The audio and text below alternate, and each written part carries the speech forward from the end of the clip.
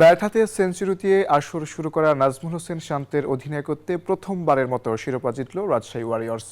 পদ্মাপাড়ের দলটিকে চ্যাম্পিয়ন করতে পেরে বেশ খুশি টাইগারদের টেস্ট দলপতি। এছাড়াও বিপিএল জুড়ে নিচের ব্যাটিংয়ের উন্নতি নিয়ে বিস্তারিত কথা বলেছেন শান্ত।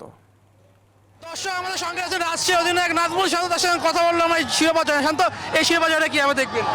না, খুবই স্পেশাল। আমার মনে হয় যে রাজশাহী অনেক বছর পরে কাপ জিতেছে এবং পাশাপাশি ফ্যামিলির সামনে এরকম একটা টুর্নামেন্ট জয় খুবই আনন্দের। রাজশাহী মানুষজনকে কি মেসেজ দিবেন, কবে কাপ নিয়ে যাবে না তাদের উদ্দেশ্যে কি বলবেন?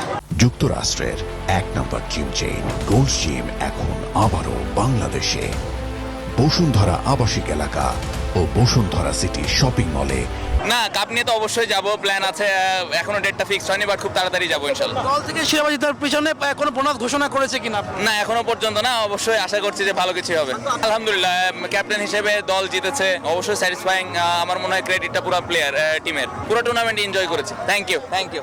দর্শক আমার সঙ্গে ছিলেন নাজমুল শান্ত, তিনি কথা বললেন তার ক্যাপ্টেন্সিটা, বিপিএল যাতে সব বিষয় নিয়ে। Shubhodeb Nath, news 24, Mirpur Sherebangla stadium, Dhaka.